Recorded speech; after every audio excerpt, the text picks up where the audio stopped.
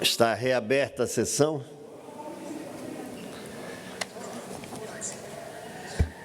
A presidência submete inicialmente à deliberação do plenário os nomes dos deputados indicados pelas respectivas lideranças para compor a comissão com o fim de emitir parecer à representação número 002 de 2020. Os nomes indicados pelos senhores líderes são deputada Ana Campanholo, deputado Márcio Machado, deputado Fabiano da Luz, deputado Kennedy Nunes, deputada Paulinha, deputado Nazareno Martins, deputado Sérgio Mota, deputada Ada De Luca e deputado Valdir Cobalcini. Em votação. O secretário faz a chamada nominal, votando sim, que aprova no regime. Solicito ao secretário, deputado Laércio Schuster, que proceda a chamada nominal. O deputado que votar sim, aprova o nome dos 9 senhores deputados que acabam de ser lidos, indicados pelos líderes. Votando não, rejeita a nominata. Está em processo de votação. Questão de ordem, deputado Bruno Souza. Presidente, me perdoe, mas o novo não fez ainda a indicação. Seria possível fazê-la ainda ou não? Como é que eu sei? A proporcionalidade e a representatividade é estabelecida no dia 1º de fevereiro, no início da legislatura. Por isso, não foi consultado, deputado Bruno. Esclarecida a questão de ordem, deputado Laércio Schuster. Senhor presidente Júlio Garcia, vamos começar a votação nominal pelas bancadas partidárias do MDB. Como vota o líder Luiz Fernando Vampiro? Como vota o líder deputado Luiz Fernando Vampiro? Como vota a deputada Ada De Luca? Sim. Deputada Ada De Luca vota sim. Como vota o deputado Fernando Crelin? Como vota o deputado Fernando Crelin?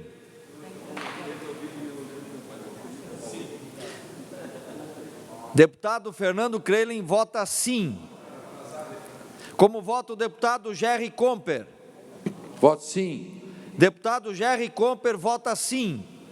Como vota o deputado Mauro de Nadal? Meu voto é sim. Deputado Mauro de Nadal vota sim. Como vota o deputado Moacir Sopelsa? Voto sim. Deputado Moacir Sopelsa vota sim. Como vota o deputado Romildo Titon? Como vota o deputado Romildo Titon? Como vota o deputado Valdir Cobalcini? Voto sim, senhor presidente. Deputado Valdir Cobalcini vota sim. Como vota o deputado Volney Weber? Voto sim. Deputado Volney Weber vota sim. Agora a bancada do PSL.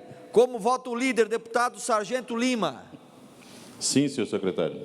O líder, deputado Sargento Lima, vota sim. Como vota a deputada Ana Campanholo? Voto sim, senhor secretário. Deputada Ana Campanholo vota sim. Como vota o deputado Coronel Mocelin? Como vota o deputado Coronel Mocelin? Como vota o deputado Felipe Estevão? Como vota o deputado Felipe Estevão? Como vota o deputado Gessé Lopes? Sim, presidente. Deputado Gessé Lopes vota sim. Como vota o deputado Ricardo Alba? Como vota o deputado Ricardo Alba? Agora a bancada do PSD. Como vota o líder, deputado Kennedy Nunes? Voto sim, senhor presidente. O líder, deputado Kennedy Nunes, vota sim.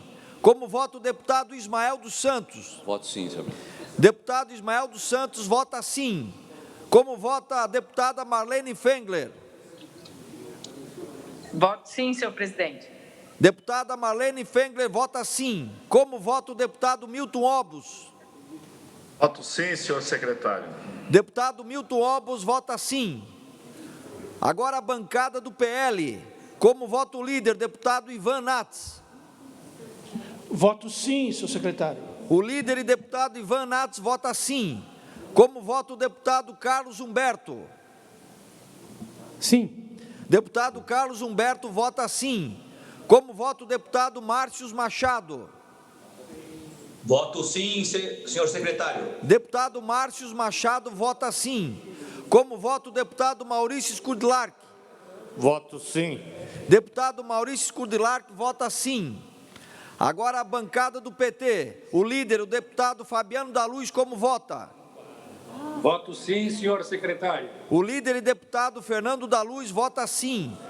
Como vota a deputada Luciane Carminati? Voto sim, senhor secretário. Deputada Luciane Carminati vota sim. Como vota o deputado Neudi Sareta? Voto sim, senhor secretário. Deputado Neudi Sareta vota sim. Como vota o deputado Padre Pedro Baldissera? Como vota o deputado Padre Pedro Baldissera? Agora a bancada do Partido Progressista. O líder, deputado João Amin, como vota? Voto sim. O líder e deputado João Amin vota sim. Como vota o deputado Altair Silva? Como vota o deputado Altair Silva? Como vota o deputado José Milton Schaeffer? Voto sim, secretário. Deputado José Milton Schaeffer vota sim.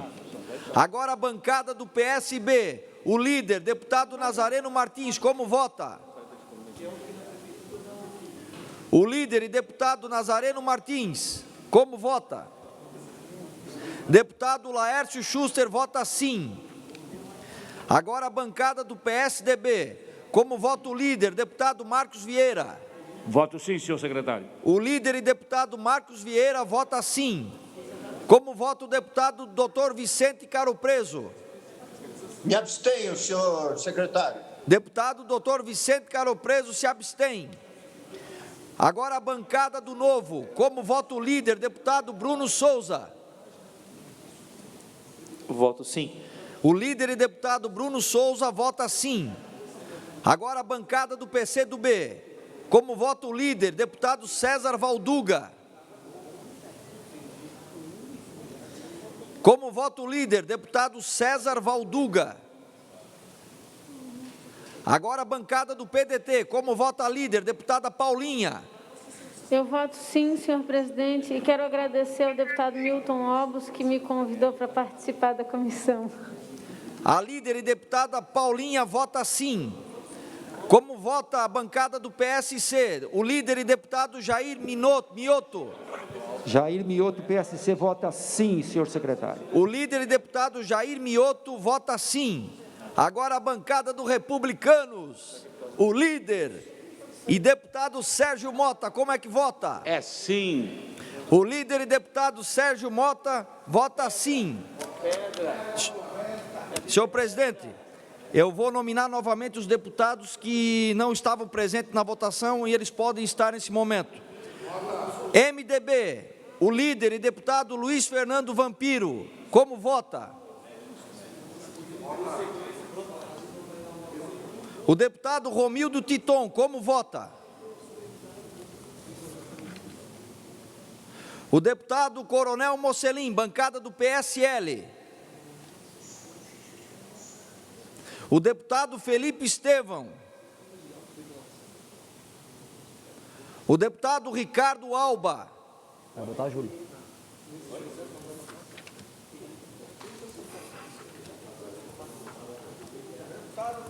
Deputado da bancada do Partido Progressista, deputado Altair Silva.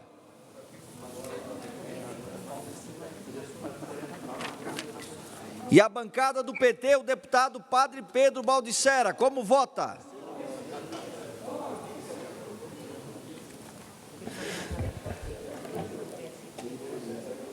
Encerrada a votação, O resultado é o seguinte: votaram 30 senhores deputadas e deputados, 29 votos sim, nenhum voto não e abstenção do deputado Vicente Caropreso.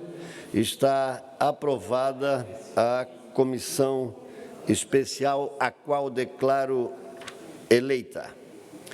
Decorrente desta eleição, a presidência dá conhecimento ao plenário do ato da mesa, aliás, o ato da presidência de número 23/DL 2020, presidente da Assembleia Legislativa do Estado de Santa Catarina, com amparo no artigo 65, inciso 3, a linha A, e no artigo 342, parágrafo 1º do Regimento Interno, no uso de suas atribuições, constitui comissão especial integrada pelos senhores deputados Márcio Machado, Ana Campanholo, Kennedy Nunes, deputada Paulinha, Fabiano da Luz, deputado Nazareno Martins, deputado Sérgio Mota, deputada Ada De Luca e deputado Valdir Cobalcini, com a finalidade de emitir parecer à representação de número 002/2020.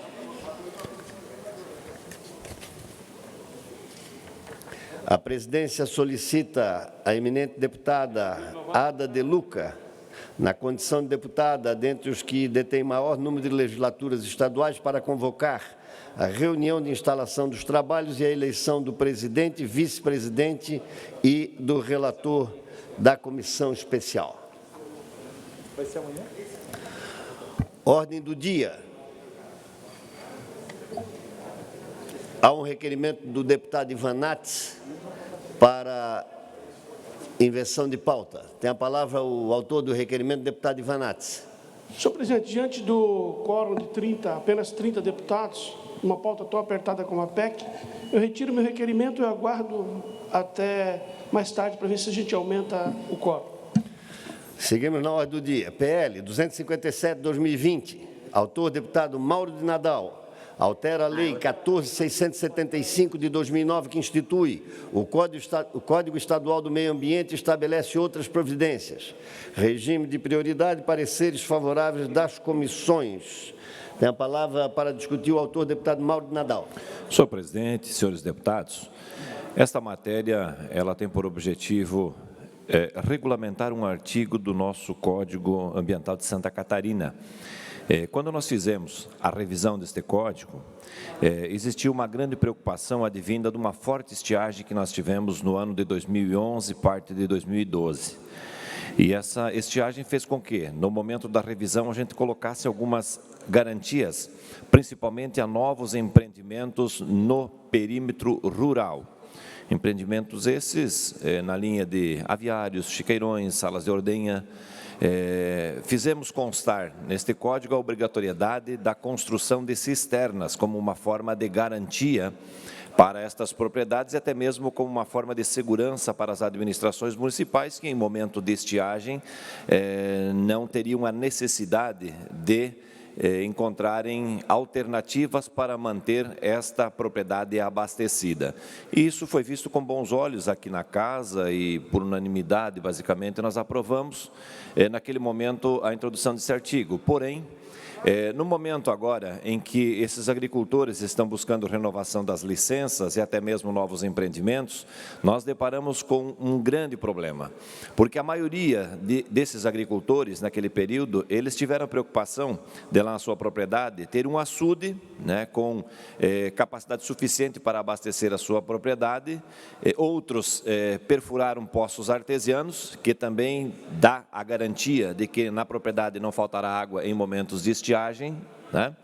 E tanto esses que têm toda essa estrutura para renovação, quanto esses que também têm essa estrutura em um empreendimento novo, estão sendo desprezados no momento em que, para a liberação dessas licenças, o órgão ambiental está exigindo que eles construam esta cisterna. Então, nós estamos cobrando desse agricultor algo desnecessário, porque ele tem condições de abastecer a sua propriedade com aqueles reservatórios que ele já tem. Então, nós estamos agora fazendo a regulamentação, permitindo com que os órgãos ambientais possam fazer esta autorização, a concessão desta licença, mediante uma apresentação de um documento formulado pelas administrações municipais, dando conta de que, nos últimos anos, esta propriedade não necessitou ser atendida por alguma alternativa posta pelas administrações municipais e também mediante a apresentação de um atestado dizendo que a propriedade é autossuficiente com água mesmo em momentos de estiagem. Então, é uma forma de desonerar este agricultor, e a gente sabe que uma cisterna desta natureza, ela beira em torno de 60 a 100 mil reais, e nós não precisamos exigir isso desse agricultor, sabendo que ele tem outras formas para abastecer a sua propriedade. Então, este é o nosso projeto de lei, o qual eu busco a sensibilidade de todos os pares para que possamos aprovar. Nós não estamos retirando a obrigatoriedade da cisterna para aqueles que não possuem capacidade suficiente, mas sim dando esta regulamentação para que tenhamos a oportunidade de atender esses agricultores que já fizeram esses grandes investimentos em suas propriedades. Seria isso. Obrigado pela atenção, senhores pares. Senhor presidente. Ainda em discussão, tem a palavra para discutir o deputado Jair Mioto. Jair Mioto. Senhor presidente, eu tive a oportunidade de ser relator desse projeto do deputado Mauro de Nadal, e realmente nós estamos desburocratizando algo, uma exigência descabida para quem já tem uma fonte de água corrente, uma fonte de água mais do que suficiente na sua propriedade, e não pode ser penalizado com essa exigência absurda que está sendo feita nesse momento, uma vez que era específico para uma época em que havia essa necessidade. Então,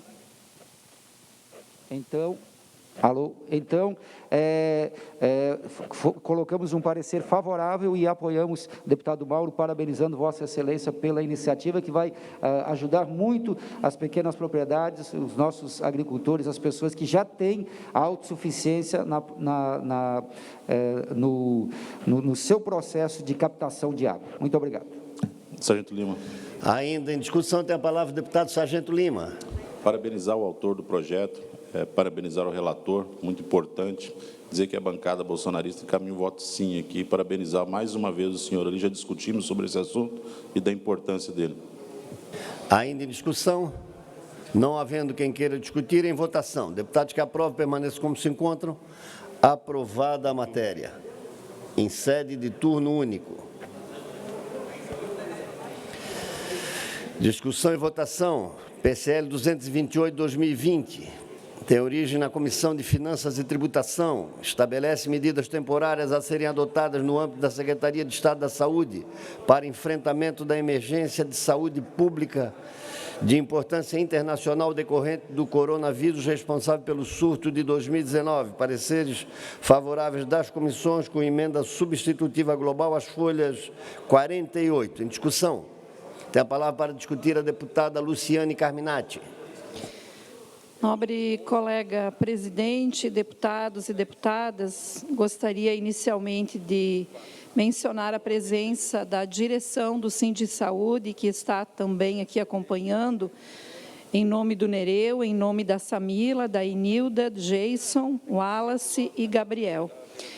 Eu acompanhei o debate, assim como o deputado Fabiano da Luz e também o deputado Milton Obos, que foi o relator na Comissão de Finanças, e eu quero trazer aqui um histórico muito breve aos colegas deputados, especialmente também quem nos acompanha pela TVA ou pela Agência L, de que nós realizamos muitas idas e vindas.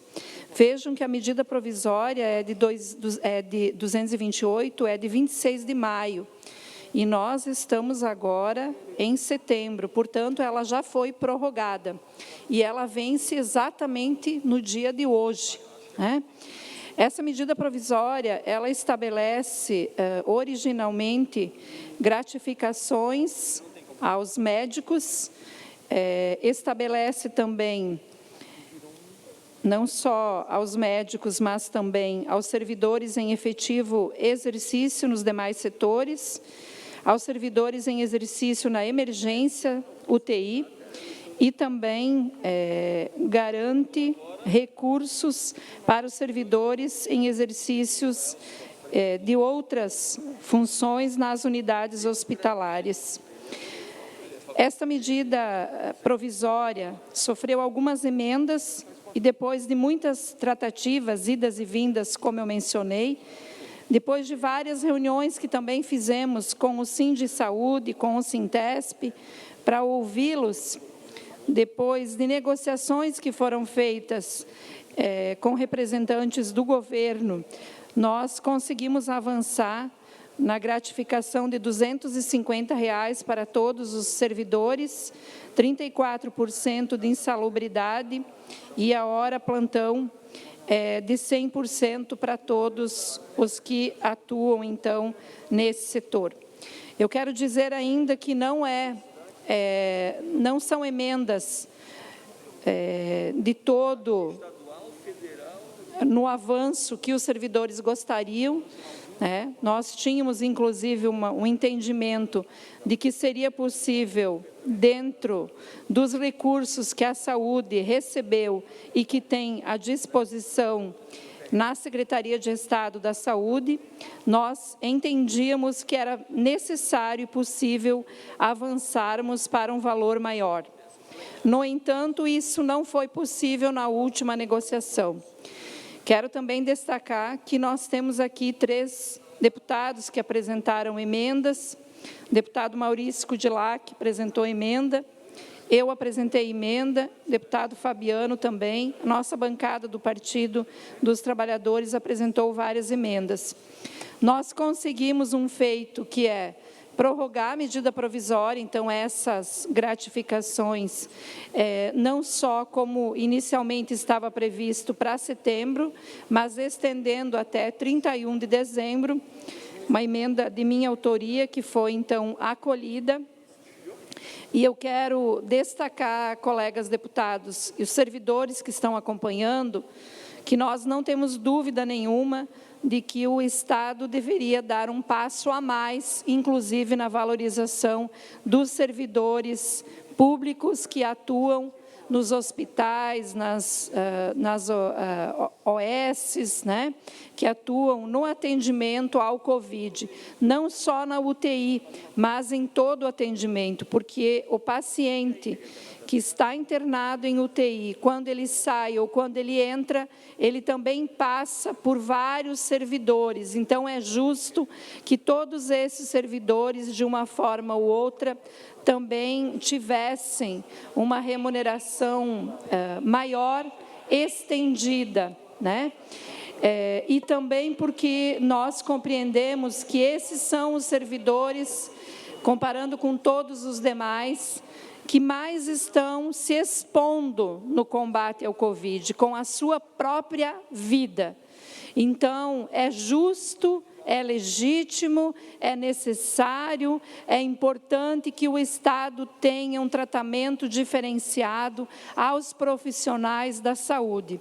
Eu quero aqui tentar traduzir nas inúmeras conversas que fizemos envolvendo os dirigentes sindicais que estavam e estão muito preocupados com a sua categoria e preocupados porque percebem que muitos trabalhadores também adoecem e nada pode substituir, falando em termos de remuneração, quando um servidor da saúde contrai o Covid.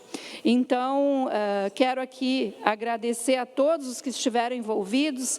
O deputado Milton Obus e eu conversamos na Comissão de Finanças por várias vezes com o objetivo de avançar. Mas eu quero dizer que este foi o avanço possível. Caso nós não fechássemos essa proposta, poderíamos perder tudo, e aí ficaria muito pior. Obrigado, presidente.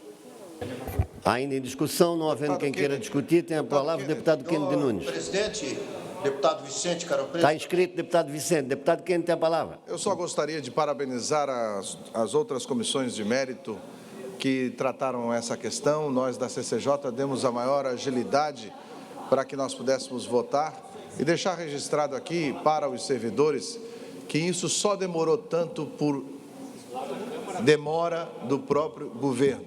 O governo sempre teve dificuldade, por mais esforço que a deputada Paulinha sempre fez, mas que não vinha a resposta necessária da maneira como nós gostaríamos e da maneira como os funcionários precisavam.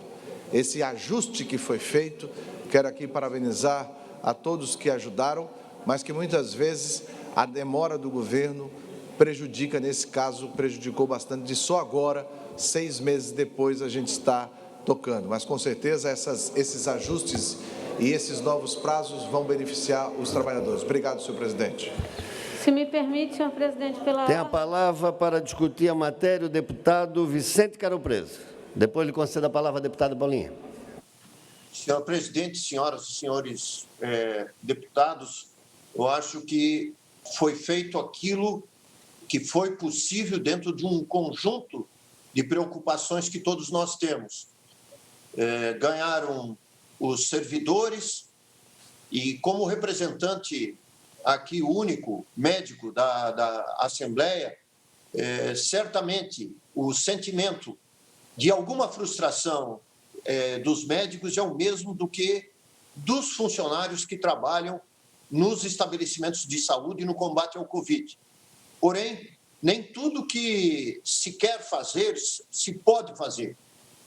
Acho que foi um grande avanço e eu estou aqui para parabenizar as pessoas envolvidas, notadamente a Assembleia Legislativa, nas comissões pertinentes, porque é um momento em que realmente nós temos que valorizar o setor de saúde, principalmente quem está na ponta e quem está mais sujeito aos riscos dessa pandemia. Portanto, quero, mais uma vez, parabenizar o governo, a Assembleia Legislativa, os sindicatos e todas as entidades que, de uma maneira ou de outra, contribuíram para se fazer e se aprovar essa matéria. Quero me inscrever, por favor. Tem a palavra para discutir o deputado Milton Alves, depois o deputado Márcio Machado. Senhor presidente, senhores deputados, eu tive a incumbência de relatar essa matéria na Comissão de Finanças e nós fizemos, tanto na nossa bancada, o debate sobre isso, quanto na própria Comissão de Finanças, e vários deputados contribuíram com isso. A deputada Luciane verbalizou aí toda a nossa preocupação, as conversas que ela teve com os sindicatos, com a classe dos médicos, dos trabalhadores da saúde, e nós fizemos esse gesto ao governo.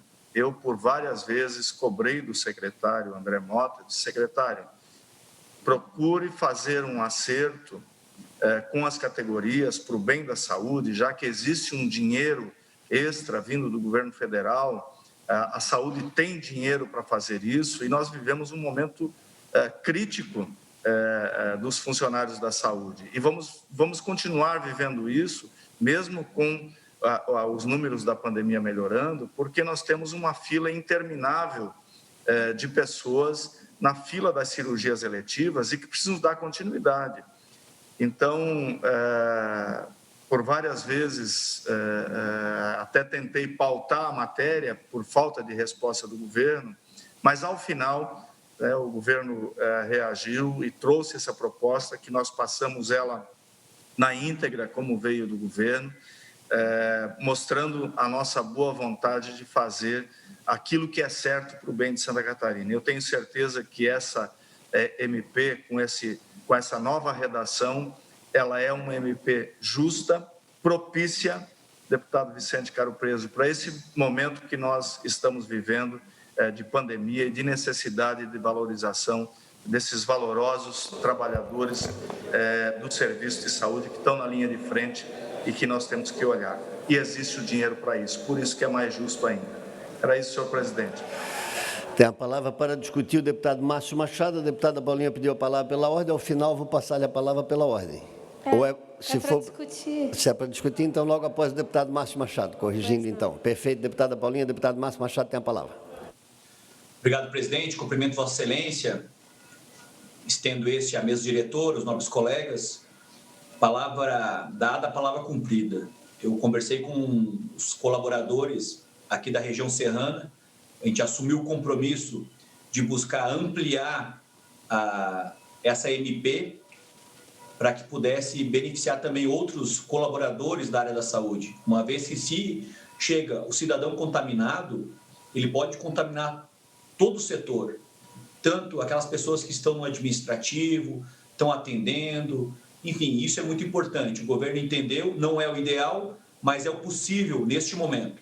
Só para firmar o compromisso de todo o trabalho feito, cumprimentando a todos os deputados por ter esse entendimento e que todos fizeram com grande maestria o seu trabalho, e hoje chegamos a esse momento da aprovação desse projeto importante para o setor da saúde, ainda mais nesse momento de pandemia, esse momento que esse olhar deve ser pautado, e hoje nós estamos aprovando. Obrigado, presidente. Tem a palavra para discutir a deputada Paulinha. Eu quero, senhor presidente, brevemente enaltecer o trabalho do parlamento, da deputada Luciane, do deputado Fabiano, que se envolveram e fizeram uma mediação com os servidores em alguns momentos decisivos, do deputado Milton Obos, que eu não sei contar em quantas vezes na minha mão ele me chamou a atenção e pediu que auxiliasse na interseção com o governo, para que a gente chegasse a um resultado, porque ainda que a iniciativa original tenha sido boa, ela deixava de fora muitos servidores, muitos, justamente os mais frágeis e os que estão na linha de frente do enfrentamento da Covid. Como uma ex-paciente que precisou das mãos do Estado também, no tratamento, eu quero dizer que voto emocionada a esse projeto e ciente da grandeza do parlamento em tornar uma proposta que veio do Poder Executivo ainda mais valorosa para quem merece o nosso respeito. Muito obrigada. Encerrada a discussão, em votação. Deputados que aprovam o projeto de conversão em lei da medida provisória 228/2020 permaneçam como se encontram. Aprovado à unanimidade. Discussão e votação. Projeto de conversão em lei 229/2020. Dispõe sobre a destinação de recursos em caráter emergencial aos trabalhadores e às pessoas jurídicas do setor cultural catarinense, com o objetivo de mitigar os prejuízos econômicos advindos da emergência de saúde pública de importância internacional decorrente do coronavírus, responsável pelo surto de 2019. Pareceres favoráveis das comissões em discussão. Tem a palavra para discutir a deputada Luciane Carminati. Presidente, eu quero rememorar aqui todos os passos, também de forma muito célere, todos os passos que foram dados até que pudéssemos chegar a essa medida provisória. Logo quando tivemos a publicação do decreto de calamidade pública, em 17 de março de 2020, ainda no mês de março de 2020, nós enviamos, na condição de presidente da Comissão de Educação e Cultura, enviamos um ofício à presidenta da Fundação Catarinense de Cultura e ao excelentíssimo governador do Estado, manifestando total preocupação com o setor cultural. Porque o setor cultural, ele sobrevive majoritariamente de atividades e que resultam em aglomerações. Enviamos no mês de março, ficamos muito preocupados quando fomos percebendo que, mês após mês, a tendência era de que as atividades culturais ficariam suspensas. Eu quero lembrar também que esse setor, ele é tão relevante para Santa Catarina, pois representa 2,5% da riqueza aqui produzida. Estudos também apontam que esse setor possui uma cadeia produtiva diversificada, que é movimentada a cada real investido, gerando emprego e renda. Além disso, pesquisa feita pelo próprio Conselho Estadual de Cultura mostrou que entre março e maio, cerca de 15 mil atividades culturais foram canceladas ou adiadas. Além disso, 75% dos trabalhadores do setor dispunham de recursos para se manter apenas por um mês sem trabalhar. Bom, diante da preocupação com a sobrevivência das pessoas que atuam na área da cultura, nós iniciamos um processo de diálogo. Deputada Paulinha sabe disso, deputada Marlene Fengler sabe muito bem, e o deputado presidente Júlio Garcia também sabe muito bem, porque uma das tentativas que fizemos naquele momento, ainda no início da pandemia, foi a tentativa de viabilizar um convênio via escola do Legislativo. No entanto, entendíamos que corríamos o risco, tendo em vista que esse procedimento nunca foi executado em anos anteriores. Bom, desta forma, e por se tratar de um período eleitoral, é preciso que se fizesse algo seguro para todos e que o recurso chegasse ao setor cultural. Foi aí, então, que nós viabilizamos aqui, da parte do Parlamento catarinense, R$2 milhões, onde o presidente Júlio Garcia tomou a iniciativa de conversar com o Poder Executivo, através do Governo do Estado, e que propôs que o Executivo também colocasse mais R$2 milhões. Portanto, com R$4 milhões, nós conseguimos, deputados, deputadas, viabilizar o primeiro recurso que chegou para o setor cultural catarinense, o primeiro recurso nesse período de pandemia. A partir daí, então, a Fundação Catarinense viabilizou um edital chamado SC Cultura em Sua Casa, garantindo que o setor cultural, dentro de critérios técnicos construídos com o Conselho Estadual de Cultura, construídos com a FECAM e também referendados pelo segmento cultural, pudesse abrir, então, inscrições para os projetos. O recurso da LESC, colegas deputados, foi depositado na conta do governo dia 3 do mês 6, e ele só começou a chegar agora, neste mês de setembro, do mês 3 de junho para o mês de setembro. Mas eu quero enaltecer que foi o primeiro recurso que o setor cultural teve acesso, graças à atuação do Parlamento catarinense, graças à nossa atuação. E eu quero aqui, presidente, agradecer todos os líderes. Eu conversei, dos 12 líderes de partido, eu conversei com 9 líderes, e todos foram favoráveis, tanto ao PL 187, como também a essa destinação. Então, eu quero, neste momento aqui, agradecer imensamente, presidente, Vossa Excelência, que soube dizer sim para o setor cultural, que acolheu, então, esta demanda, e quero agradecer também ao governador, que alocou mais R$2 milhões, agradecer ao Conselho Estadual de Cultura, agradecer à Fundação, à FECAM, ao CONGESC, Conselho dos Gestores Estaduais de Cultura, e, é claro, na condição de presidente da Comissão de Educação e Cultura, agradecer a oportunidade que nós tivemos de fazer toda essa articulação, que agora resulta em um trabalho muito positivo, e podem ter certeza, o reconhecimento do setor cultural é muito grande. Esse recurso está chegando em todo o estado catarinense, em todos os municípios, todos que se inscreveram com projetos culturais que foram contemplados dentro dos critérios técnicos, tenho certeza que fica aqui o reconhecimento, não só porque a gente aponta projetos, a gente protocola projetos, mas a gente faz o papel que é do Executivo, também busca o recurso. E aqui o resultado foi extremamente positivo. Obrigada a todos e todas. Encerrada a discussão, em votação. Projeto de conversão em lei da MP 229/2020. Deputados que aprovam, permaneçam como se encontra. Aprovado com o voto contrário do deputado Bruno Souza. PL 290/2020, origem governamental. Autoriza a abertura de crédito suplementar em favor da Secretaria de Estado da Educação. Pareceres favoráveis da Comissão de Finanças.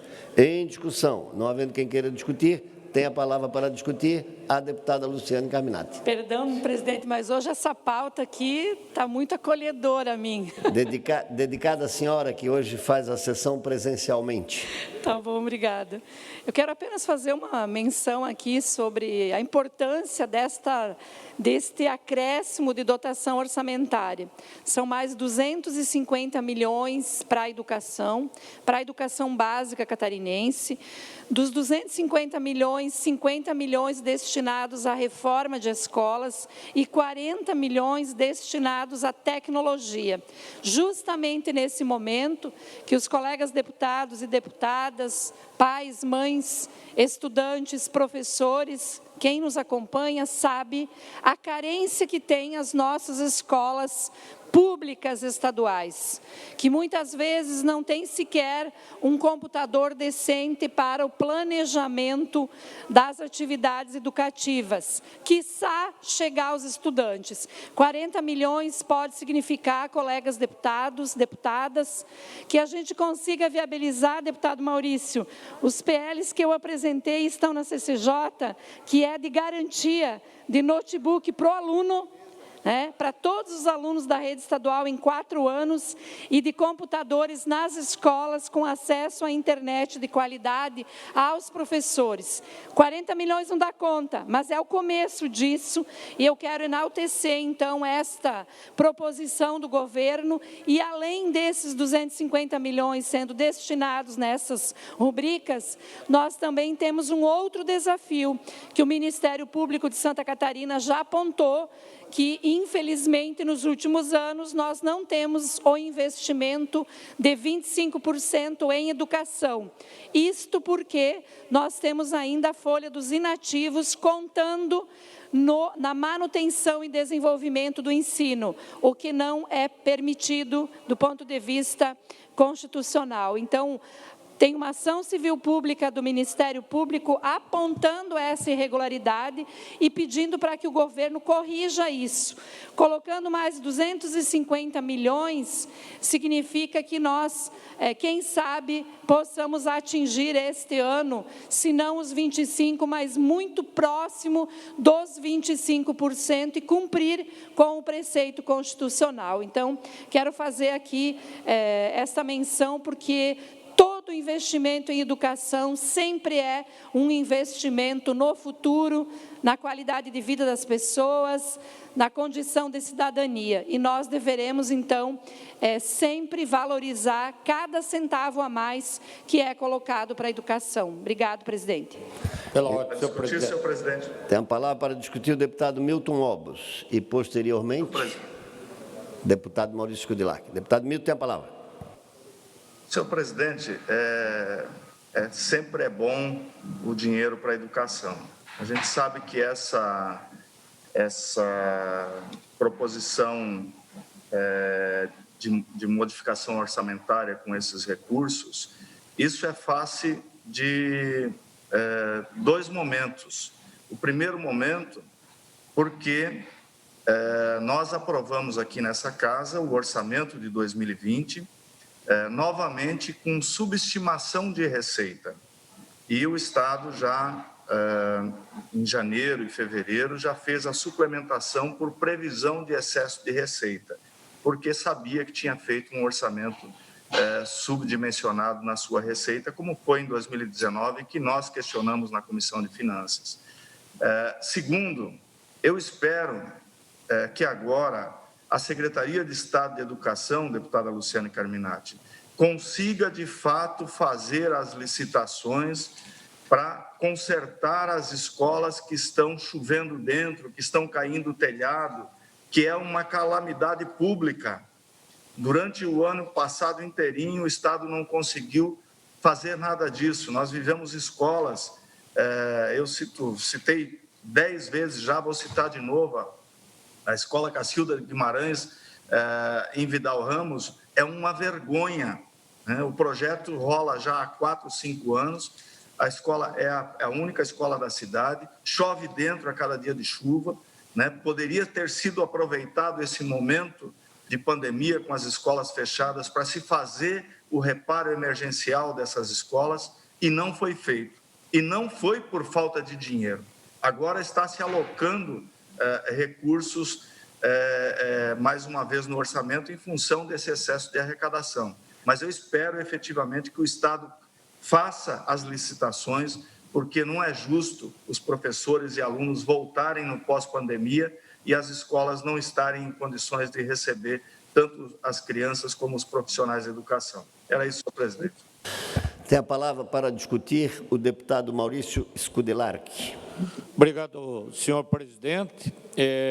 Na mesma linha, o deputado Milton Obos, eu vi aí, inclusive denunciei, o governo do estado mandou trancar um processo de licitação de 43 milhões para a jardinagem das escolas. E eu vejo que enquanto tem escola chovendo dentro, escola sem equipamento, escola precisando de sala de aula, a escola lá de Santa Cruz, do Timbó, querendo 140 mil para 2 salas de aula, a grande preocupação dessa secretaria é a jardinagem. Inclusive, presenciei, deputado Laércio, uma conversa entre um ganhador da licitação e um subcontratado. E o subcontratado disse para ele: mas nesse preço você quer ficar rico em 1 ano. Tá? Então, é um absurdo o que se faz. O governador mandou trancar e, olhando o Diário Oficial agora, de novo está lá uma licitação para jardinagem de escola. Tá? Então, não dá para entender muitas prioridades. Eu entendo que a questão de jardinagem de escola, que nesse período de pandemia foi feito por aqueles prestadores de serviço, os assistentes, estavam sem trabalho nas escolas, fizeram a manutenção das escolas deveria ir para aquele cartão que os diretores têm, para que eles utilizem de acordo com a necessidade, com o grupo de APP, eles mesmos administrem. Então, fico feliz, deputada Luciane, que vai para a informatização, que vai para a reforma, porque alguém na educação tem que pensar além da jardinagem das escolas. Obrigado, senhor presidente. Encerrada a discussão, em votação.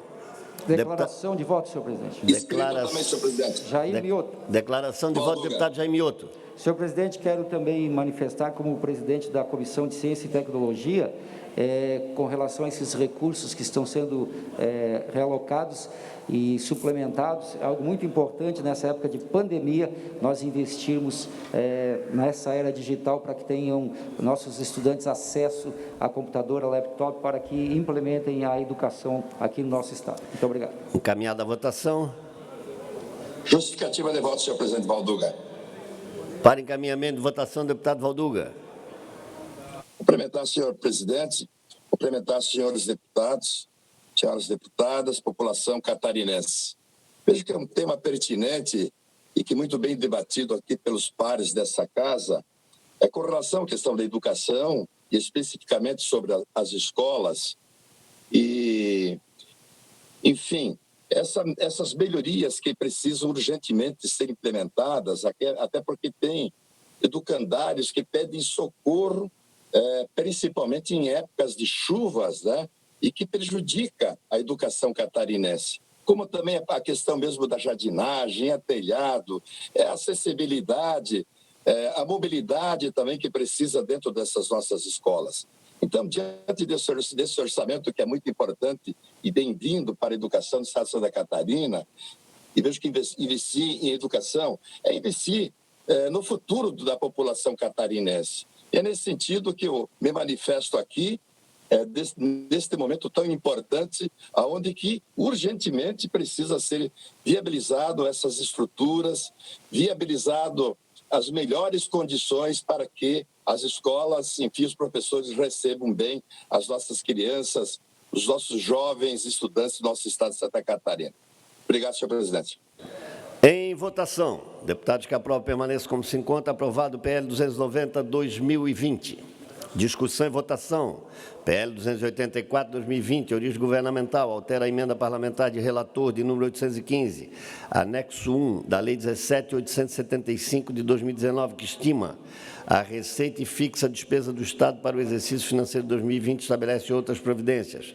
Parecer favorável da Comissão de Finanças, com emenda modificativa de folhas 37. Em discussão. Senhor presidente, tem a palavra para discutir o eminente presidente da Comissão de Finanças, deputado Marcos Vieira. Senhor presidente, é um projeto de lei extremamente importante, que com a aprovação no dia de hoje, ele finaliza a sua tramitação e vai beneficiar a todos os consórcios intermunicipais de saúde de Santa Catarina, senhor presidente.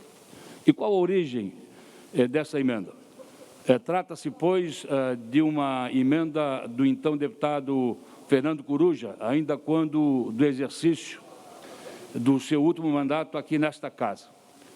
Faz mais ou menos 5 para 6 anos, o então deputado Fernando Coruja trouxe para uma reunião os representantes de diversos consórcios intermunicipais de saúde.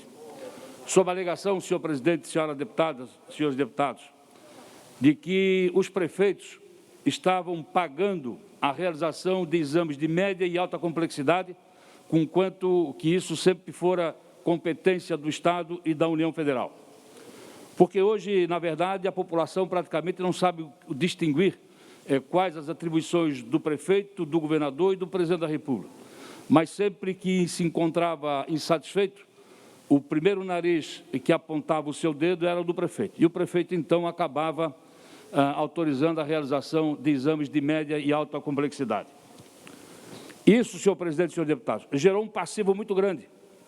Então, justificava, na época, o deputado Fernando Coruja de que era necessário fazermos uma emenda com o intuito único de provocarmos a indenização, ou seja, o retorno desse dinheiro para as prefeituras.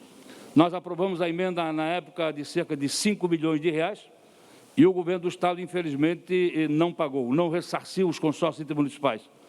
Mas nós não desistimos.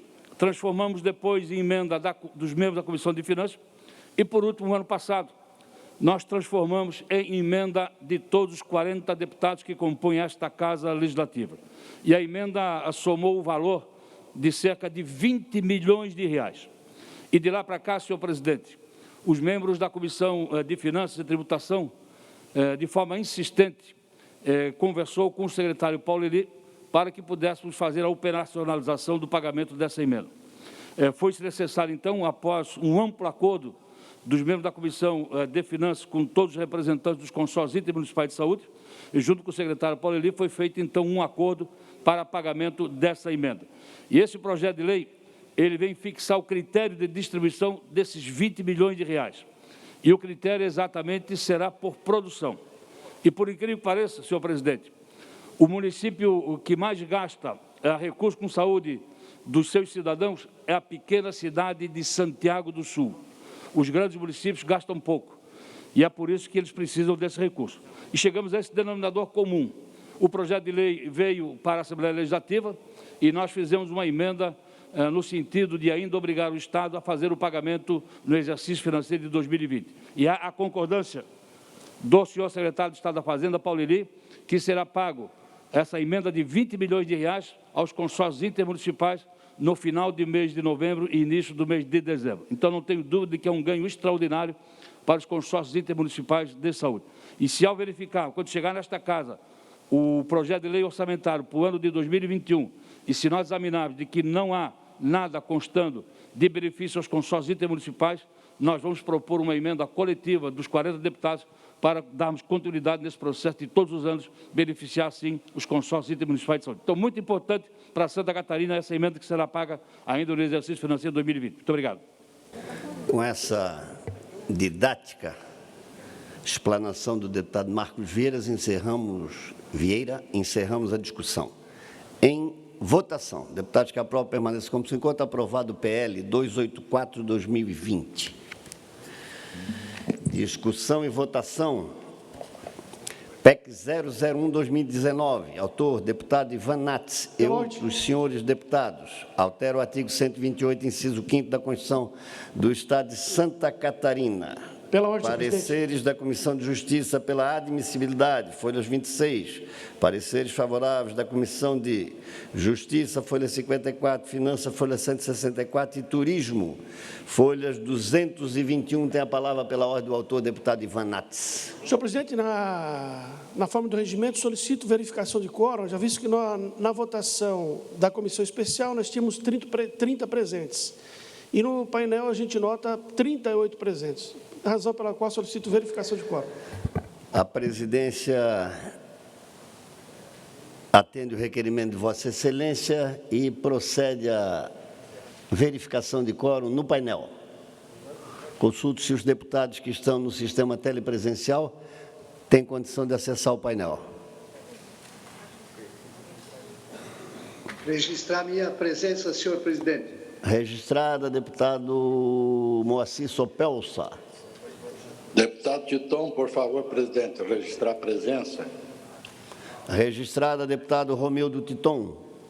Valduga Chapecó, representando presença, senhor presidente. Deputado Valduga, presença registrada. Senhor presidente, Padre Pedro, por favor, registrar a presença. Deputado Padre Pedro Baldiceira, presente. Senhor presidente, dá para registrar minha presença? Eu não estou conseguindo. Deputada Ada De Luca, presente. Da mesma forma, presidente Júlio, deputado Zé Milton, registrar a presença. Deputado Zé Milton Schaeffer, presente. Deputado Volney Weber, senhor presidente. Deputado Volney Weber, presente. Weber. Deputado Márcio Machado, presente. Presente.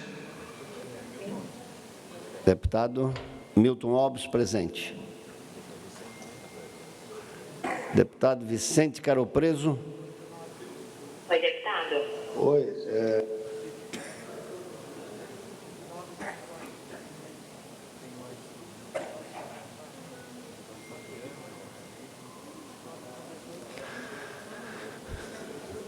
Quantos temos? Esse está sendo anotado.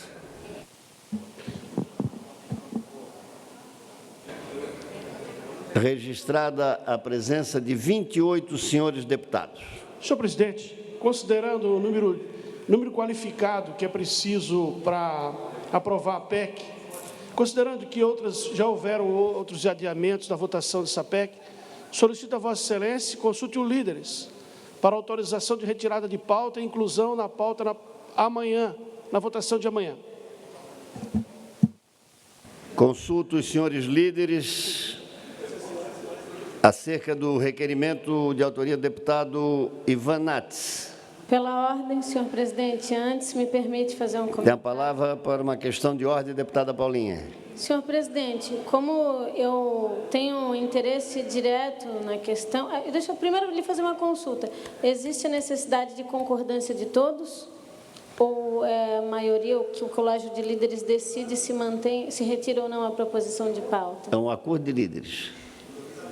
Bem, eu quero aqui deixar dito aos colegas, primeiro, que eu tenho recebido de todos o acolhimento o melhor possível, dos que podem colaborar conosco e aqueles que não. Mas eu quero lembrar a Vossa Excelência que eu e o deputado Ivan tínhamos, em princípio, acordado de votarmos esta matéria em novembro, depois do pleito eleitoral. O deputado Ivan declinou desse acordo, trouxe a matéria em pauta semana passada e, a meu pedido, muitos colegas pediram a retirada dela de pauta, a qual o próprio deputado Ivan, por fim, concordou. Na presença de Vossa Excelência, nós decidimos que seria impreterivelmente votada essa matéria hoje. De modo algum, aqui eu quero me pôr numa condição de intransigência, que não me cabe, né? Votar hoje ou amanhã, a decisão não é minha, é do Colégio de Líderes, penso eu. Mas gostaria de pedir ao deputado Ivan que reconsidere que a gente possa liquidar essa matéria, que tenha para nós uma situação muito mais especial, porque afeta diretamente a vida da cidade na qual eu fui prefeita, e eu, como, na época, autora da proposição da TPA, eu peço a Vossa Excelência, com toda humildade, que reflita e permita que a gente siga com essa votação nesta tarde, para que a gente liquide essa matéria que tem dividido o Parlamento, não por ela, mas por mim e por Vossa Excelência. Que a gente possa fazer o que acordamos na presença do presidente na última semana. Para ganhar ou para perder, eu estava disposta a votar essa matéria nessa terça-feira, porque eu não aguento mais esses bastidores de discussão. E eu acho que, enfim, o apelo que eu faço é nesse sentido, de a gente preservar o último acordo que foi feito, já que o acordo de votar em novembro, por Vossa Excelência, não pôde mais ser cumprido, e eu compreendo que as suas necessidades são outras. Então, por mim, senhor presidente, se depender de mim, eu prefiro que a gente encaminhe hoje a votação, mas entrego nas mãos dos meus colegas a decisão final acerca dessa matéria. Era isso. Senhor presidente? Senhor presidente. Tem a palavra pela ordem a deputada Ana Campanholo. Apenas para esclarecimento, senhor presidente, para aprovarmos essa PEC, precisamos de 27 votos, correto? 24 votos. Ok, obrigado, senhor presidente. Senhor presidente. Palavra, deputado Ivanates. Quero agradecer as falas da deputada Paulinha, mas vários deputados aqui na semana passada, vários, me ligaram pedindo que fosse retirado de pauta a TPA, para que a gente deixasse a pauta exclusiva para a votação do impeachment. Vários. Tivemos almoço, conversamos, vários deputados. E a deputada Paulinha me pediu que eu tirasse de pauta. Foi no meu gabinete, conversou comigo, pediu que tirasse de pauta. Nós tínhamos um quórum elevado. Eu conheço, e todo mundo aqui sabe, que a matéria é controvertida. E a gente tem que ter uma votação justa, equilibrada. Não se pode ter uma votação num processo que não tem um quórum suficiente para aprovar. E essa é uma pauta, não é a pauta... A deputada Paulinha trata isso como uma pauta de bombinhas, eu trato isso como uma pauta de Santa Catarina, porque todo mundo sabe aqui que se a Assembleia não se manifestar, isso vai se espalhar por Santa Catarina inteiro. Isso vai se espalhar por toda Santa Catarina. Então, não é uma pauta de bombinhas, é uma pauta de Santa Catarina. Considerando, então, que eu atendi 2 pedidos da deputada Paulinha, considerando que nós temos um placar marcando a presença de deputados que não se encontram, considerando que tem voto insuficiente para que todos votassem a favor, ainda não daria. O justo é que a gente adie a votação para amanhã, não há nenhum problema nesse sentido. Razão pela qual eu solicito, colega, o apoio dos deputados líderes para que a gente transfira a votação para amanhã, se for decisão de Vossa Excelência. Vamos consultar, então, os senhores líderes. A deputada Paulinha já se manifestou, o deputado líder do MDB. Senhor presidente, só uma questão de ordem. Questão de ordem, deputado Neudi Sareta. Nós temos uma tradição aqui de que tem um regimento, obviamente tem que ser cumprido. Eventuais acordos de líderes que passem por cima do regimento, só unanimidade.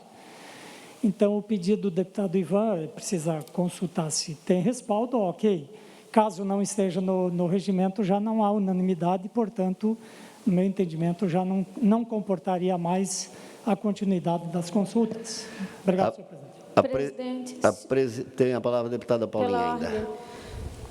Eu gostaria de corroborar as palavras do deputado Sareta, orientada que fui aqui também pela minha assessoria, e esclarecer aos colegas que nós temos quórum para votação hoje, para a gente seguir adiante. O quórum é legítimo para a discussão da matéria. Era isso, senhor presidente. Senhor presidente, deputada Ana. Deputada Ana Campanholo. Senhor presidente, me parece nessa questão dessa votação específica que a gente está sempre numa disputa de manobras. Eu devo aqui concordar com o deputado Ivanates, porque quando havia não apenas o quórum, mas uma presença robusta dos deputados na casa, foi solicitada, inclusive incentivada pela deputada Paulinha, a retirada de pauta. Me parece que há um entendimento que paira sobre a casa, que se tivermos os deputados presentes, a PEC será aprovada. Se os deputados estiverem em menor número, se derruba a PEC. Me parece que essa manobra não é muito justa. Não sei se isso é democrático, no ponto de vista, não sei como se comporta o regimento nesse caso. Mas, no meu parecer, presidente, o fato do deputado Ivan ter retirado no dia da votação do impeachment, onde a casa estava cheia, foi um ato de gentileza. E sabemos que a casa vai estar cheia amanhã também, pela votação da comissão mista. Então, essa manobra de votar hoje, não havendo quórum, uma preocupação do deputado Ivan, me parece ser uma preocupação legítima e democrática. Apenas para registrar o meu posicionamento, por favor. A presidência... Senhor presidente, questão de ordem também. Eu consulto Vossa Excelência do pedido de retirada do autor da proposta para votação na próxima sessão. O autor requer. A presidência consulta a assessoria. Não há previsão regimental. Não há previsão regimental. Vou consultar os senhores líderes. Senhor presidente, se não há previsão regimental e não há acordo, não há por que nós seguirmos. A data de terça-feira, eu quero deixar claro, foi escolhida pelo deputado Ivan, foi eleita por ele. Ele disse, eu quero terça-feira. Eu tenho, deputada Paulinha, procurado sempre agir da maneira mais democrática possível e entendo o pedido de Vossa Excelência, mas não vou atendê-la. Vou fazer a consulta, até para nós termos um termômetro do que pensa o plenário. Eu concordo com a consulta, senhor presidente. Me desculpe, Vossa Excelência. Deputado Valdir Cobalcini, em nome da liderança do MDB. Senhor presidente, eu consultei a bancada e não há nenhuma objeção a que se transfira para amanhã.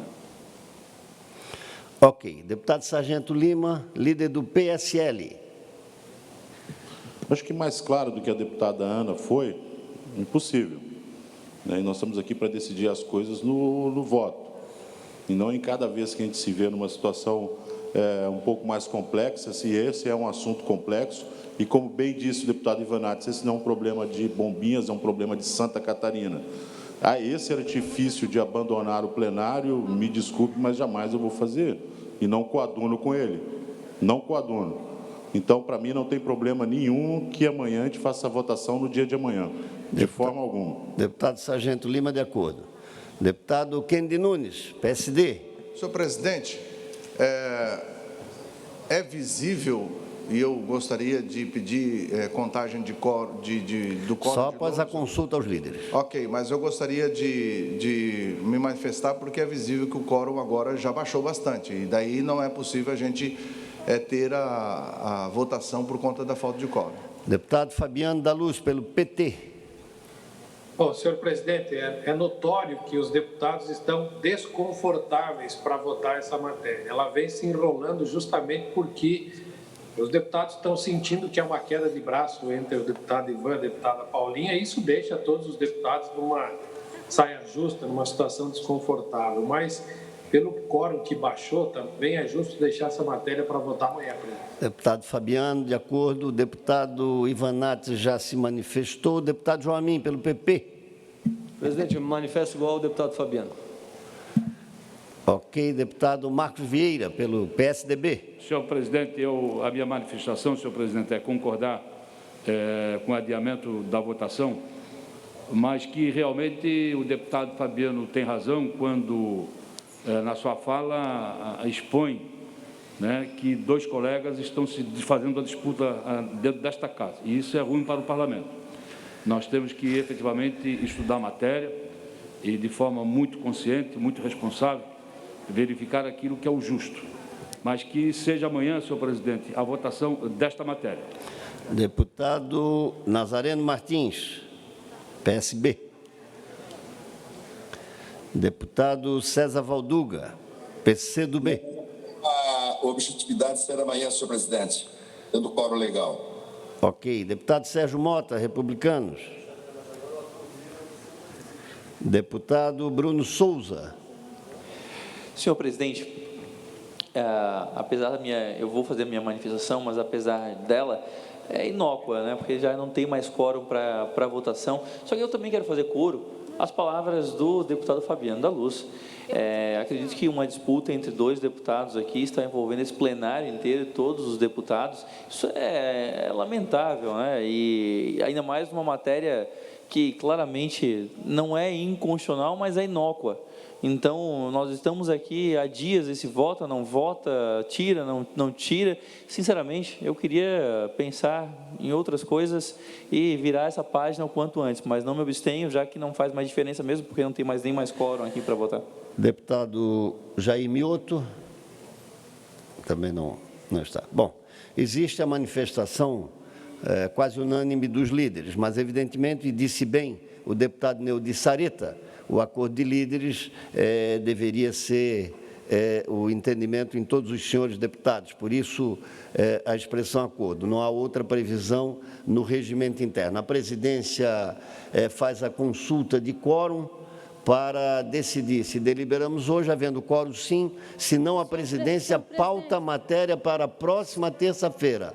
Amanhã nós teremos a votação da escolha dos 5 membros para compor o Tribunal Especial, previsto no artigo 78, parágrafo 3º da Lei 1079 de 1950. Tem a palavra pela ordem da deputada Paulinha. Pela ordem, senhor presidente. Como ouvi todos os líderes e nenhum se opõe amanhã, não serei eu que vou desfazer um acordo de líderes.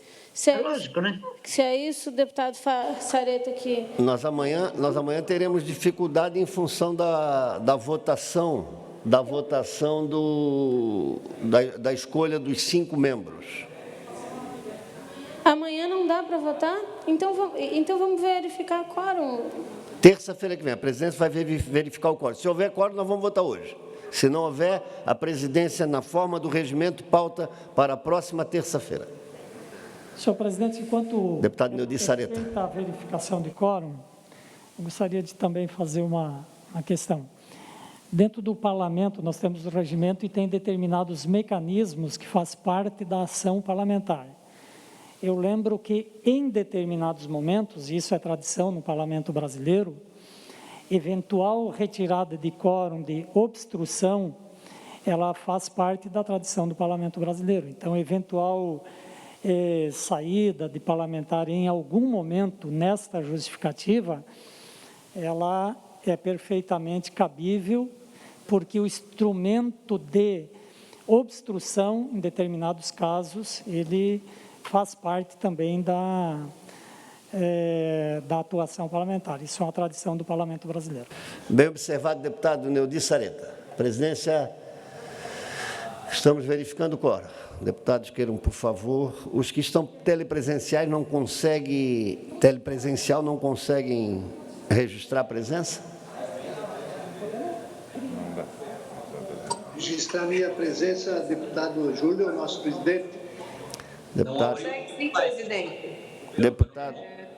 Então, vamos lá. Deputado Moacir Sopelsa, presente. Deputado Márcio Machado, presente. Deputada Marlene, presente. Deputado Zé Milton Schaeffer, presente. Deputado Volney Weber, presente. Deputada Ada De Luca, presente. Senhor presidente, registra a minha, por favor. Deputado Padre Pedro Baldiceira, presente.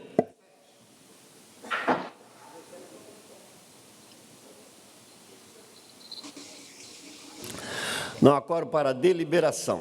As matérias... Deputado Valduga, presente. Ainda assim, não há quórum. A presidência transfere para a próxima sessão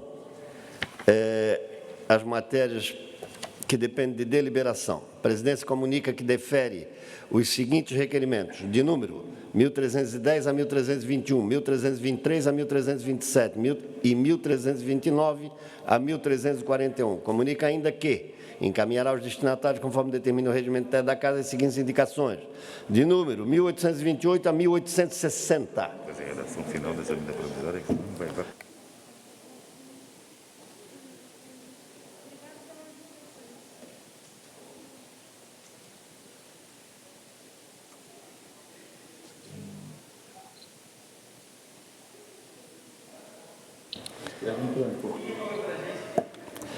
A presidência, após uma longa discussão, retoma a sessão.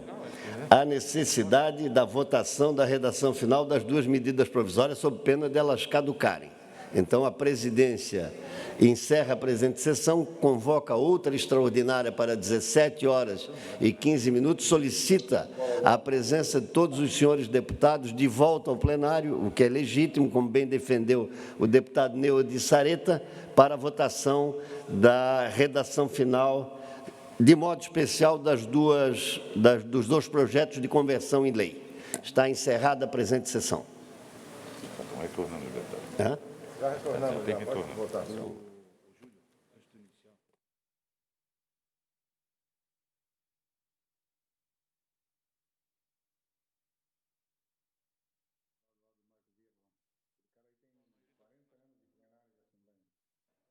Havendo quórum regimental visível, a presidência declara aberta a presente sessão. Passamos de imediato à ordem do dia para a votação da redação final do PLC 228/2020, PLC 229/2020, PL 257/2020, PL 290/2020 e PL 284/2020. Deputados que aprovam, permaneçam como se encontram.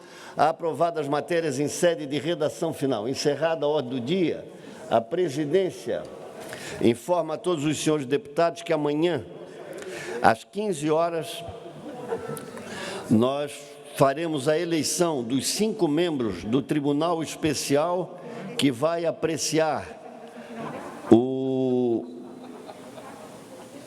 a representação de número 001/2020, Decreto Legislativo 007 e 008, também 2020, e o tribunal é previsto no artigo 78, parágrafo 3º da Lei Federal 1079 de 1950.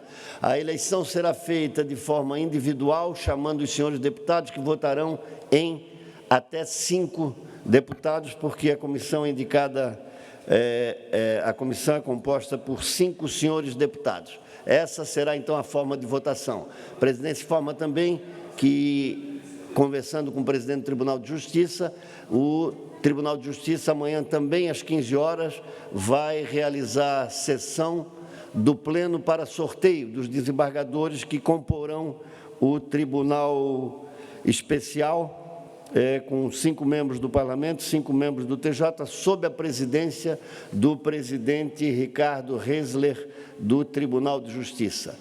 A presidência, então, informa que amanhã iniciaremos a sessão às 14 horas, cumpriremos até às 15 o horário dos partidos políticos, para não prejudicar as agremiações partidárias, e a partir de 15 horas faremos, então, a eleição, e após a eleição a sessão continua normalmente. Breves comunicações, ou melhor, explicações pessoais. Deputado inscrito, deputado Vicente Carol Preso. Senhor presidente, senhoras e senhores. Tem a palavra por até 10 minutos. Senhor presidente, senhoras e senhores deputados, eu trago a essa casa um assunto extremamente importante que está acontecendo essa semana. Ações estão sendo realizadas para sensibilizar e orientar para a inclusão da pessoa com deficiência no mercado de trabalho. Estamos, portanto, na 6ª edição da Semana Inclusiva em Santa Catarina. A nossa Comissão de Defesa dos Direitos da Pessoa com Deficiência participa desse movimento junto com outras 50 instituições governamentais e também não governamentais. Em parceria com o Ministério Público do Trabalho de Santa Catarina, com a Superintendência Regional do Trabalho no Estado e também com a nossa Escola do Legislativo. Portanto, iniciamos uma programação virtual de atividades que envolvem palestras e oficinas que têm o objetivo de garantir a inserção das pessoas com deficiência e reabilitados do INSS no mundo de trabalho por meio do fortalecimento e conscientização das políticas de empregabilidade. Eu pediria o apoio para que tornasse público ali na tela essa divulgação dessa importante situação. Nesse momento, quer dizer, alguns momentos atrás, estaria acontecendo, ou aconteceu, o seminário Inclusão no Mundo do Trabalho e Direitos Humanos, a lei de cotas como compromisso civilizatório. Eu gostaria de ter falado justamente naquele momento, no início, na primeira hora da nossa sessão, mas foi impossível. O evento, portanto, era aberto a todos, com transmissão online da página da Escola do Legislativo da Assembleia, no Facebook ou pelo canal YouTube Semana Inclusiva SC. Para saber a todos, lembrar uma coisa extremamente importante, que 21% da população, ou seja, 1,3 milhão de pessoas, tem alguma deficiência em nosso estado. E para falar nisso, somos exemplo aqui em Santa Catarina para o Brasil na inclusão no mercado de trabalho, mas é preciso seguir avançando na inclusão, né, nessa questão da inclusão do mercado de trabalho. Atualmente, 1.689 empresas catarinenses com mais de 100 trabalhadores precisam preencher de 2% até 5% dos cargos com profissionais com deficiência. Juntas, essas empresas empregam hoje, vocês veem que importante que é, hoje, 21.947 pessoas com deficiência, graças à lei de cotas. Mas o cumprimento integral dessa lei implicaria na contratação de até 37.922 pessoas com deficiência. Esse dado mostra a importância das atividades dessa semana inclusiva, desse grande esforço que está sendo feito para esclarecer, orientar e aproximar empregadores e pessoas com deficiência e também os reabilitados. É preciso, portanto, senhoras e senhores, um esforço para retirar os entraves que possam existir no processo de inclusão, seja por parte das empresas que têm dificuldades para se adaptar ou falta de preparo para cumprir a lei de cotas. Como parte do trabalhador com deficiência, que muitas vezes não preenche ainda aquilo que o mercado de trabalho precisa. Por isso, o acesso à educação, o acesso à qualificação profissional é um dos fatores chaves para a inclusão das pessoas com deficiência. É preciso destacar que, mesmo em 2020, e agora com a pandemia de Covid-19, muitas empresas catarinenses contrataram trabalhadores com deficiência, o que nós temos só a agradecer. A sociedade agradece muito. Por outro lado, senhoras e senhores, eu vou tocar num assunto meio que preocupante, mas até promissor agora. As agências do INSS voltaram a abrir no último dia 14 de setembro. 12 das 62 agências do órgão aqui em Santa Catarina já estão aptas para realizar perícia médica dentro das novas regras sanitárias. Porém, no dia de ontem, segunda-feira, apenas em 6 delas, médicos peritos voltaram a atender. O que é uma coisa extremamente preocupante e atenta contra a dignidade das pessoas que procuram as agências por questão nada mais, nada menos do que sobrevivência. Os peritos alegam que ainda não há condições de segurança contra o coronavírus, tanto para médicos como para os segurados da Previdência Social. Infelizmente, na agência do INSS aqui de Florianópolis, a perícia segue não sendo realizada. Segurados estão buscando, portanto, atendimento em cidades vizinhas. As perícias médicas são indispensáveis, todos nós sabemos, para solucionar os requerimentos de auxílio-doença e também os demais benefícios por incapacidade. E não estão sendo feitas, pasmem, senhores, há 6 meses, desde a eclosão da pandemia do coronavírus. Pessoas estão esperando, portanto, há inúmeros meses para fazer a perícia. Estão afastadas do emprego, muitas, e também sem receber o salário. O INSS precisa garantir, portanto, condições sanitárias adequadas para garantir a segurança tanto de médicos como também das pessoas que precisam das perícias. Acompanharemos, portanto, senhoras e senhores, essa situação de perto para que sejam garantidos os direitos das pessoas e que tudo isso volte o quanto antes normal, pois não podemos admitir que as pessoas que há 6 meses precisam de uma perícia, que precisam chegar ao sustento mínimo de um benefício, de uma aposentadoria, que elas possam obtê-los. Muito obrigado, senhor presidente. Próximo orador inscrito, o deputado Gessé Lopes. Tem a palavra por até 10 minutos. Boa tarde, presidente, caros colegas. Eu vim trazer aqui um tema que nós não podemos mais negligenciar, que um setor que está sendo massacrado pelas medidas da pandemia, pelas medidas restritivas desse governo. Eu venho falando há tanto tempo de tantas outras medidas e setores que estão sendo prejudicados, e muitas delas, no decorrer desses meses, têm sido liberadas. Mas uma coisa muito interessante são as demagogias, principalmente na questão da área dos setores de festas e eventos. Vem diretamente, o tempo inteiro, tendo ações muito contraditórias. Como, por exemplo, quem não lembra, né, da festa junina do dia 6 de junho, protagonizada aí pelo governador Moisés. Pode passar o vídeo, para a gente relembrar.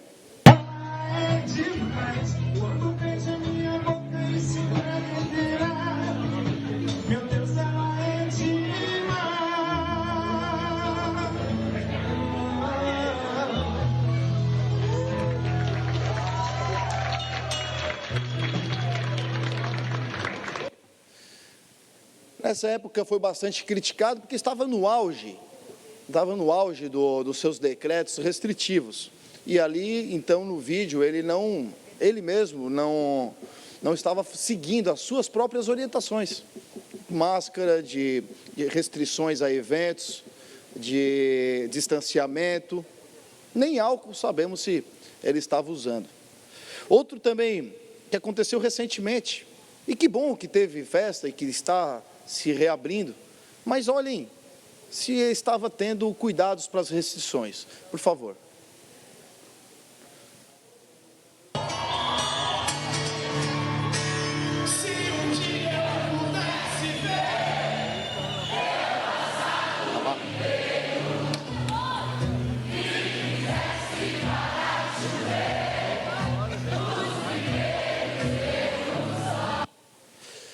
Isso aí aconteceu aqui em Florianópolis, né? Nada contra, eu sou muito favorável que se comece a abrir os eventos. Isso aí aconteceu aqui na Barra da Lagoa, num resort, porque era uma venda de um pacote de viagens que já estava marcado, mas o evento aconteceu, não importa como e o porquê. Aconteceu um evento onde as pessoas estavam um do lado do outro, sem máscara, sem distanciamento, ainda num momento onde se tinha restrição a eventos. E por que algumas coisas podem e outras coisas não podem? Essa foi a demagogia que a gente teve que tratar e olhar o tempo inteiro nessa pandemia. Quero passar aqui uns dados atualizados do Covid. Por favor, pode botar o quadro. Leitos ativos em Santa Catarina. E dia 1º de agosto nós tínhamos 1.370, hoje nós temos 1.549. A taxa de ocupação já diminuiu. Quando era de 83,4%, agora está em 62,3%. Ocupados por Covid, em agosto era de 529, hoje está em 290. Ocupados por outras enfermidades que não o Covid, é maior do que o Covid, em agosto 613, agora este mês, nessa última atualização, 675. Então temos aí UTIs livres, 584, o que era em agosto 228, e mortes também diminuindo, passando para 17, o de que antes era 55. Pode tirar. E o engraçado, vocês já notaram que quanto mais se libera as coisas, quanto mais se libera a normalidade, menos pessoas morrem, menos pessoas se contagiam. Tem coisa errada. Pela lógica dos corona lovers, era para estar cada vez mais aumentando a quantidade de pessoas se contaminando, de pessoas morrendo, mas não foi o que aconteceu. E ninguém explica isso. Por isso, lá atrás, nós sempre falamos, para viver a vida normal e para ter os mínimos de cuidado, quem está no grupo de risco se isola e o restante continua trabalhando, levando a sua vida normal. Agora, se saiu um decreto para mim, grotesco, uma aberração de um decreto que liberou, de certa forma, os eventos. E eu quero passar aqui uma imagem desse decreto, onde, na verdade, é uma portaria que autoriza a retomada de forma gradual e monitorada dos eventos sociais. Os eventos sociais terão acesso controlado, sejam em espaços públicos ou privados, fechados ou abertos, mediante cumprimento dos regulamentos sanitários vigentes. Ok. Consideram-se eventos sociais aqueles restritos a convidados, sem cobrança de ingresso. Sem cobrança de ingresso. Se você cobra ingresso para entrar, não pode. Mas é o mesmo evento, e tu não cobrar ingresso, aí pode. Pode tirar a imagem. Então, Covid só gosta de entrar em festa paga. É isso que o governador determinou. O Covid, ele só gosta de entrar em festa paga, onde tem dinheiro, acho, né? Eu não consigo entender esse tipo de coisa. Desta forma, sabe que tipo de eventos nós vamos ter? Como aconteceu aqui no Morro do Mocotó também, né? Há 2 meses atrás, onde não tinha restrição, onde não tinha ingresso. Então, esse tipo de festa aqui vai poder acontecer. Ó. Pode passar.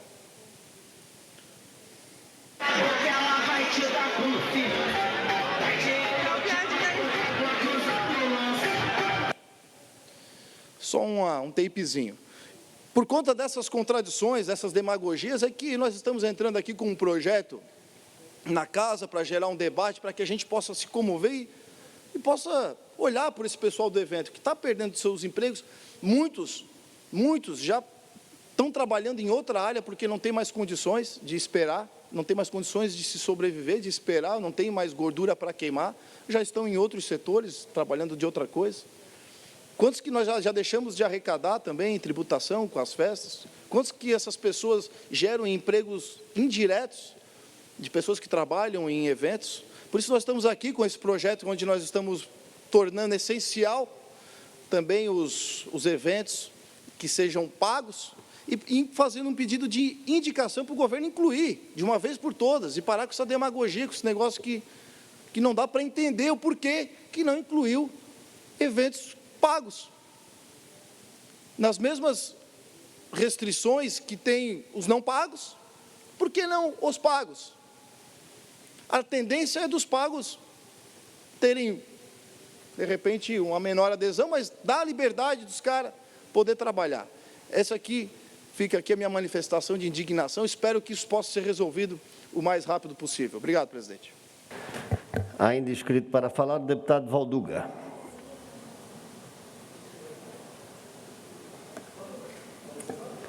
Declina o deputado Valduga, não há mais oradores inscritos. A presidência, antes de encerrar a presente sessão, convoca outra ordinária para amanhã, no horário regimental, com o início da sessão, a fala dos partidos políticos, horário destinado aos partidos políticos, e às 15 horas a votação da comissão dos 5 membros que participarão do Tribunal Especial.